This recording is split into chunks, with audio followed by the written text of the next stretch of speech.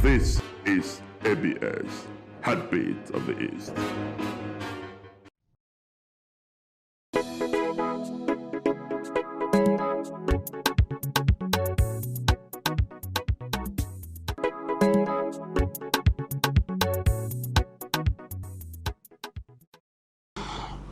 Welcome to Issues.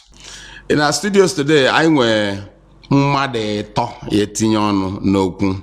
Onye nkisi nnachi igwa maka ya bụ onye isi oche ndị Association of Anambra State Town Unions, ASATU, and I'm talking about Chief Alex Onukwe, the president. You're welcome. Dalo, Dalo. I'm an ASATU neba. Onye ọzọ mma agwaghị na ọ na ebe a bụ an experienced politician. He was deputy chief whip of the old Anambra State House of Assembly, and was also a former commissioner for information and culture in Anambra State. Chief Charles Amilo. And by Daluno. Onye nke ọzọkwu nọ na studio bụ ọkwezi nwanfọ makwiva na-eme na politics. He has contested elections. He has also been part of the political engineering, and Ochigondi Nibo as the President General of Nibo Town Union. Onye nnekwu maka ya bụ Uchenna Onyelofo, PhD. Uchenna ekene m unu. Yes. Ka mbido na Amilo, Chief Charles Amilo. Ihe mejibido na ya bụ na otego ya na ife na politics. Udo they may go to politics, National Assembly. Deja. Imba bagase ni apikoga ama ni bu APC chieftain kan tinye ebe a mana ọ bụrụ maka party ka anyị bịara. I know. Egwulu nke izizi emelo na 2015. Ndị political party APC balumbo ka fatinye leadership of the National Assembly.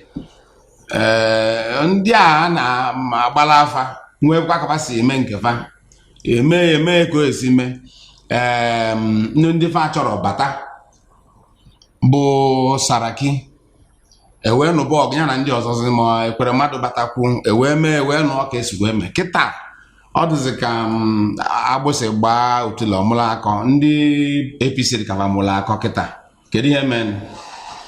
Well, Imana, even in party leadership, particularly in the legislative chambers, but when you get any right there, then you will be held responsible for whatever goes wrong in the society, particularly in the legislation.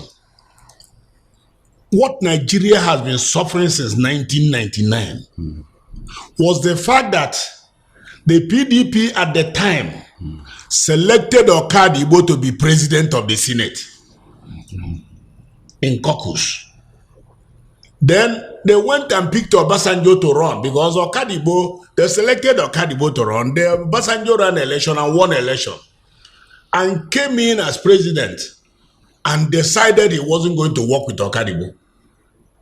And went on and picked Enwerem, who was just jumping from one party into the PDP. He wasn't in PDP. He had contested election in the other party and joined. So when that happened, the whole place, for those 8 years of Obasanjo, we really were not legislating properly.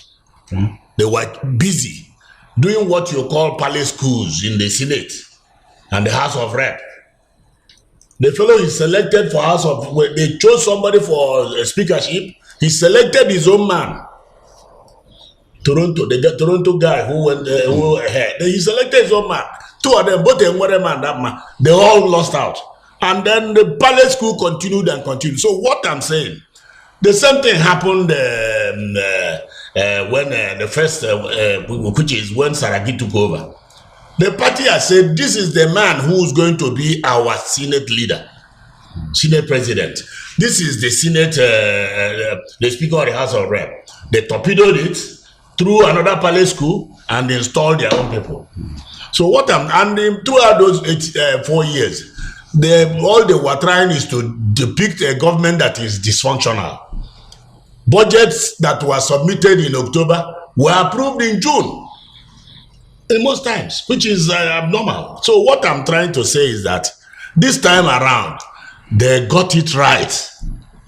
We're not talking about the equity in the equity in what they did. We will get to equity. But what they did was they have selected their people, and you can now hold them responsible for whatever transpires in there. When there's failure to pass the budget or anything at all, or failure to do what you call what they call supervision of ministries or what the job of the Senate. Once they fail to do it, then you hold them responsible completely. The fear of being a rubber stamp of the executive, is it not journeying too? I don't think it's there. It's not when you are chosen by in somebody. all ramifications. Excuse me, No. excuse me. Yes. No. Not when you are chosen by somebody and you want to make your name. You distance yourself. You distance yourself from the people who chose him here and made a great name. The same thing. Obiano and Peter Obi are not agreeing now. Neither in every sphere of life. Obasanjo who chose Jonathan distanced himself and he chose Obasanjo Buhari again. You don't really pin it on the fact that they were chosen and they have to be rubber stamp. Okay. If you had your job because you are APC person, Kamalo, you're thinking. Yes. And then we will get back to Alex Onukwe. Yeah, if you can be able to wega, anasi kedike esime nke 2015 bonandi APC na akpari nkata Jerry meeting somewhere na ekwu maka onye ba etinye as the Senate president and leadership of the National Assembly guys. Zina so je me wa pia mgbe ndị aja bia emege election, but onwe kan cash we this keta. Yeah, I think the fact of the matter is that now party, win the election. Because Lingo to first see, those as far as election of the National Assembly is concerned. But I think I would want to depart a little from what Chief had just said, because he gives the impression that the House did it. So what I think we saw here was that the APC picked the leadership of the House. The National Assembly didn't elect their leadership as far as I'm concerned, because days and months before the election, Adams Oshomole went on air. Adams Oshomole is the national chairman of the APC. Yes. He went on air to tell Nigerians those the APC had chosen to lead the National Assembly. And that was how it played out. Yes. Good for the government, because like he said, the government will now have no excuses for late presentation of budget or late passage of budget and all of that. The government will now have the House to work with. But we can only hope that the House will not be a rubber stamp, because you need vibrant representation of the Nigerian people in the parliament. And a situation where the House becomes rubber stamp for the presidency of the executive would be very unfortunate. Okay, Davo, Uche, if we're gonna anyway two angles, the argument the other side about the party wants to own the House, so to speak, or have larger influence. On the other side, people are afraid that India, one no party teacher, India, then was executive of in your own thoughts. What do you think about independence, of the National Assembly? What do you think should be the best approach to it? Or did we get it right this time? Nkembu na nka congratulate Gondi win the election. The first idea, Yeah. I congratulate them. Everywhere in the world, majority wants to have their way. Everywhere. The important thing is in that whole majority, you need to isolate yourself to make your name. Your name is important. Today, PDP had their way sometime. Today, APC learned a lesson from that and also had their way this time. for us that has sent them. Maka democracy and also House National Assembly with hope of the people. In every government, and with president. Yes. Every type of government, and with president. In every type of government, and where the courts, the judges. The only arm of government that doesn't come in all of them is the legislative arm. And if they are now there, it means that people are involved in governance. So, and if people are involved in governance, the expectation is high. Where we are in Nigeria, I don't think we should be thinking about who is representing us. We should be thinking about how are they representing us. Are we getting what we send them there to do? The ship is running. So the best thing is to be able to get it not to capsize. Because if you have a good captain, wherever he comes from, it makes a difference. Okay. Yeah. Okay, thank you. In that case, really, it gets us to, yes, we need a good captain, a good crew, driving the vehicle, fine. But looking at the makeup of the National Assembly leadership today, onye ọbụla na-ege ntị mana na-ajụ kedu ebe ndị Igbo nọ, kedu ebe ndị South East nọ, ka anyị si wee bịazie nke na anụkwazi chakam. At independence, ndị Igbo na the forefront of Nigeria's independence, from Zik to ndị ya na falụka ọlụ Emayo Barafan, Afafa Dagaloda. Yes, Awolowo was there. Tafa Balewa, others, they're all there. They played, and in fact, Zik at a point said, Nia Sikia Welu president. Nia mana azo bagomube fukedo no yen power, but I believe na nya will good president onye ọzọ welo premier or prime minister ni ife dị mkpa bụ ka Nigeria na-aga because as at that time the prime minister had more powers in the administrative work than the president, who was seen to be ceremonial. But everything was quiet because they fought. Today I bagota golwe to this point inezianya ndị Igbo egobia mgba ndị Igbo na leadership kita anyị pụzi kpamkpam nke jọkalichazile bụ nke kita ọ bụrụ anyị batara na Senate presidency, anyị batara na deputy Senate presidency, anyị batara na the House of Speaker, abakwudu na deputy speaker, secretary to government of the federation anyị anọ ya, president of the country anyị anọ ya, judiciary anyị anọ ya. Wow, ọnwa mgbeke anamara akpụsi ka ọ na-agụba ndọrọ nkọ. Kedu ife mele de o ji webeze enwe nke bụzi ụzọ na onye mpụtazi na onye bụ ụzọ bezi azụ osi anyị n'aka ka ndị ọbụ anyị na-afa na-eme anyị. Ajụọkwa na ajụjụ ọkara ife adịzi ka arụnwa dị ochi nọ n'enu nkwụ wee nye ụgbala ijijigharị odo obodo. Maka gị go na ndị mgbu a nọkere ọgụ tọchara anyị na studio a ihe akọwa ife gị bụ okenye ka anyị ejijidegodo. Yes, that's right. O nwere ebe nchọ ịgwa unu tata. Ọkwa unu ma Nigeria anụ a na-ekwu. Ọ bụrụ ụlọ look at the craft Nigeria enwere at independence. Ọ hazi ka iwe nọ na the hem where craft the relationships in Nigeria. Look at my amalgamation 1914. Yes. And did nothing until Azikiwe came back in 1934. We joined Yao Macaulay in Nigeria. And we don't talk about the country to explain how to create one Nigeria.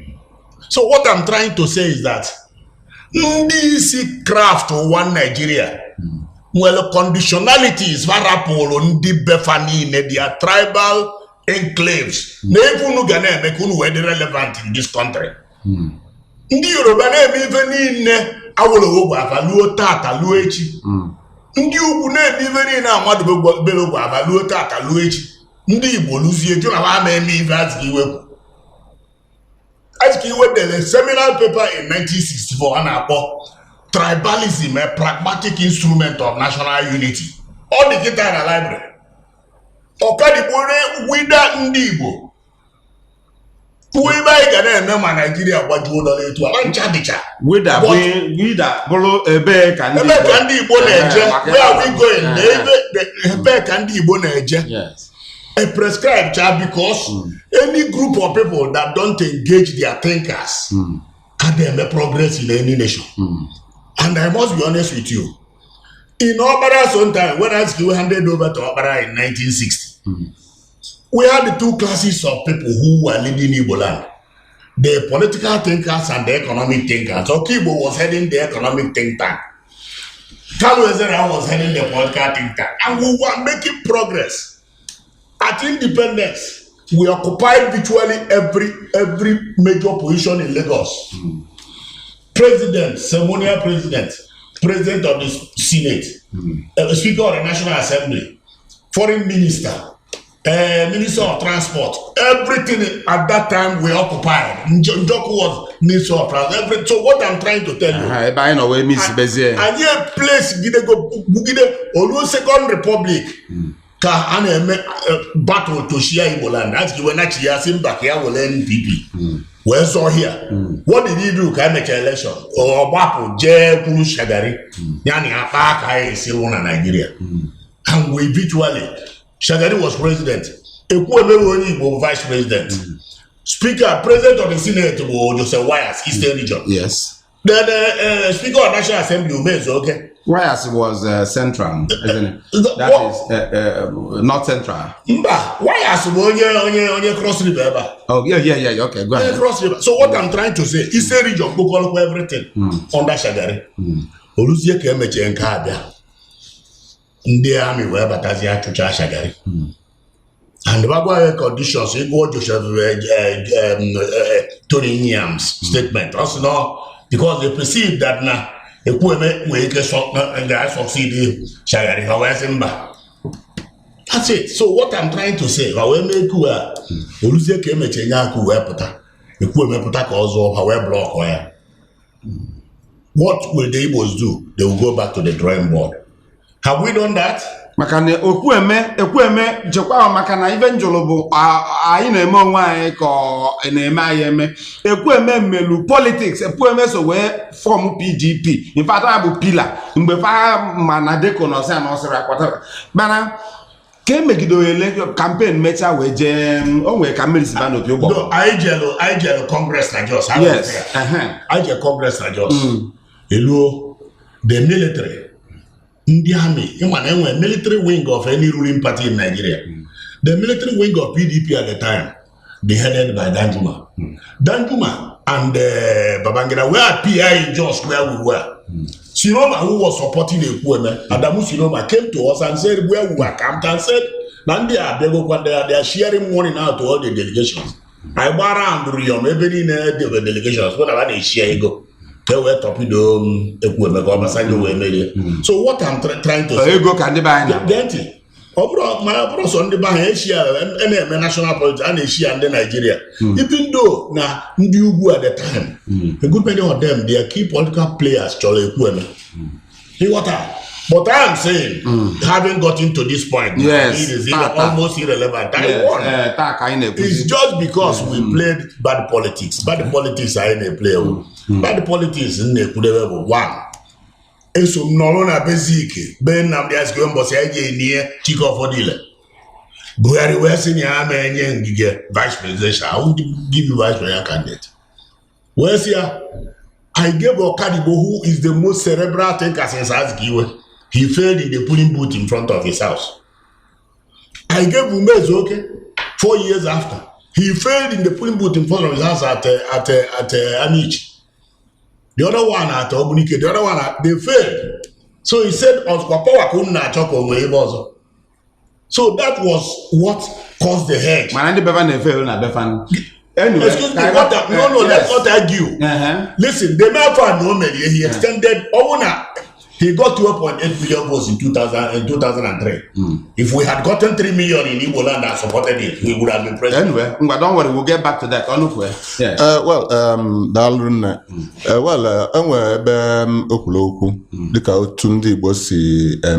The role we play in Nigerian politics and all of that, the effects of not following Zik, follow the footprints of Awo, but Ndibo didn't follow the footprints of Zik. I agree with that. But you see, from 3 angles: convention and the mood of the country. I agree quite well that the APC win an election, they form government. That is the conventional thing to do. You know, they form the government, the executive and the legislature. There's no doubt about that. And that's what they have done. But you see, we have to look at this matter from the mood of the country and the constitution of the Federal Republic of Nigeria. As far as I'm concerned, a very serious mistake has been made. Very serious mistake has been made by the APC. Now, how has this mistake been made? First of all, the APC, for that now this country is fractured. The country is fractured, the country is wounded by so many things, such that now if any need in this country of today is for whichever party that wins to open their arms and embrace this country together. Because we are having a country that is about going to the brinks. So now if a good leadership was at this time in the country was not to leave the entire Southeast out of this thing. As far as I'm concerned, it is unacceptable. Now look at it this way. The Constitution of Nigeria makes it explicitly clear that the composition of the government of Nigeria shall at all times reflect the federal character principle of this country.